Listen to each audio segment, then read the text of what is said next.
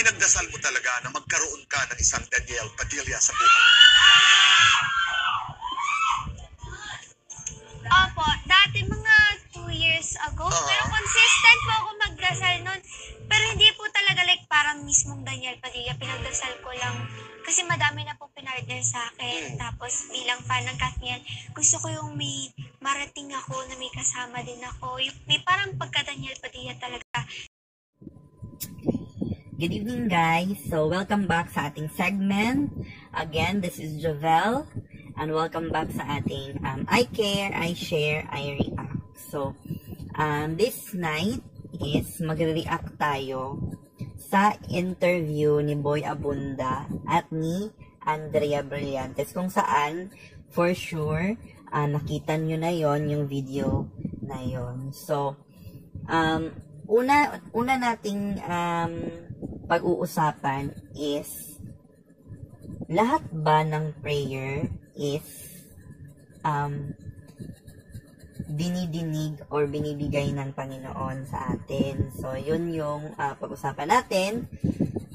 So, ang reaction natin doon is, first, hindi lahat talaga ng prayer natin, guys, is napagbibigyan ng Panginoon. For example, yung prayer natin is destructive sa buhay natin, or kung nakita yun ng Panginoon na in the future, mabuli tayo doon, or kung for example yung prayer natin is nakakasama sa ibang tao, so hindi yun siya pagbibigyan. So for example, kung may mga granted na mga prayer na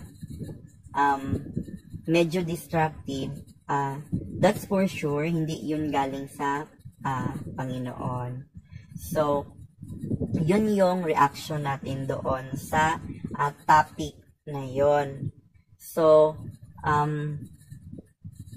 doon naman tayo sa natatamo na bashing ni Andrea, no? So, of course, naano siya, yung, hindi naman, parang nadadawit siya sa hiwalayan ng Katniel.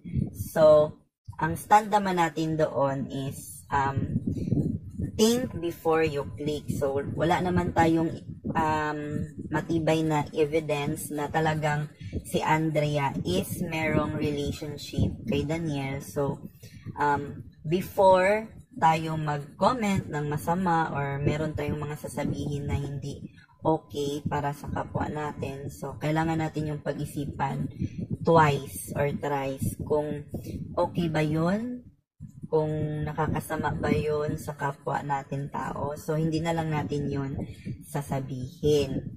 Okay? So, yun lang yung masishare ko sa inyo. And then, before tayo tapos ngayon, so, ang quote natin ngayon is, do not do unto others what you don't want to do unto you. So, okay? So, wag mong gawin sa iba yung mga bagay na ayaw mong gawin sa iyo. So, tinagalog ko lang, di ba? Okay, so yun lang, guys. Yun lang ang topic natin. Again, so, this is Jovel Rosales. So, wag niyong kalimutang mag-support sa aking YouTube channel sa Jovel Rosales Vlog. So, nandyan yan siya nakalagay sa bio ko sa taas, sa Facebook ko. And then also, my Facebook account, which is Jovel Rosales. So, again, this is I Care, I Share, I React. So, good day and God bless sa inyong lahat. And see you again sa next topic. Bye!